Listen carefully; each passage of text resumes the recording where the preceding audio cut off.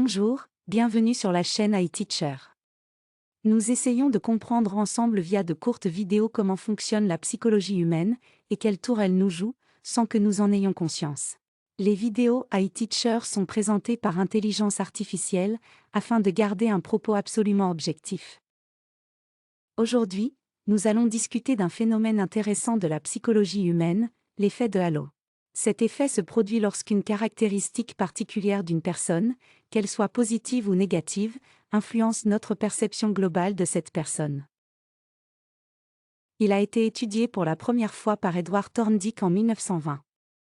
Il a demandé à des officiers de l'armée américaine d'évaluer les soldats en fonction de différentes caractéristiques, telles que l'intelligence, la courtoisie, l'honnêteté, etc. Il a constaté que les officiers évaluaient les soldats de manière globale, plutôt que caractéristique par caractéristique. Et surtout, si l'une des caractéristiques était excellente, alors la note des autres caractéristiques l'était également.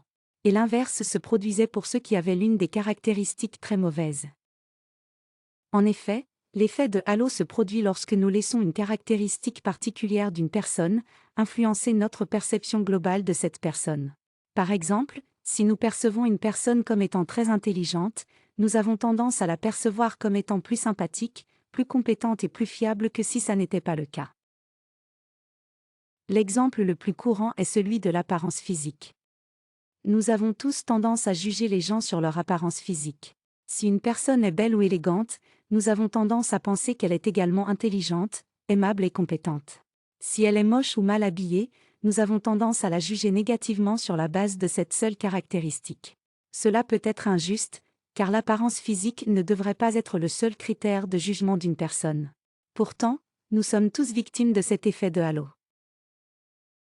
L'effet de halo peut être influencé par plusieurs facteurs, notamment notre propre expérience, nos croyances personnelles et les informations que nous recevons de notre environnement. L'effet de halo a été utilisé par les leaders politiques tout au long de l'histoire pour influencer les perceptions publiques. Par exemple, Adolf Hitler a été en mesure de convaincre le peuple allemand qu'il était le sauveur de l'Allemagne, grâce à sa rhétorique convaincante et à sa présence charismatique. Un autre exemple est celui de Steve Jobs, qui a été salué pour son leadership visionnaire chez Apple.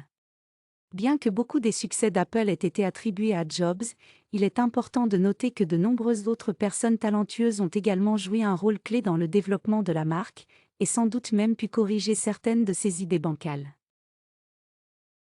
Un dernier exemple intéressant est la réputation d'une entreprise ou d'une marque.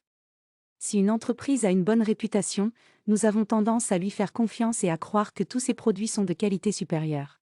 Nous avons tendance à penser qu'elle est honnête et que ses employés sont compétents. Cela peut être vrai, mais cela peut aussi être faux. Si une entreprise a une mauvaise réputation, nous avons tendance à la juger négativement sur la base de cette seule caractéristique, même si ses produits sont de qualité supérieure. C'est encore une fois un exemple de l'effet de halo. Nous avons tous tendance à juger les gens et les choses sur la base de caractéristiques superficielles, ou de notre propre perception de la situation, plutôt que sur des preuves concrètes. Il est important de prendre conscience de cet effet de halo, et de lutter contre, en prenant le temps d'évaluer objectivement les personnes et les choses. J'espère que cette vidéo vous a plu. À très vite pour décortiquer ensemble un nouveau concept de la psychologie humaine sur iTeacher.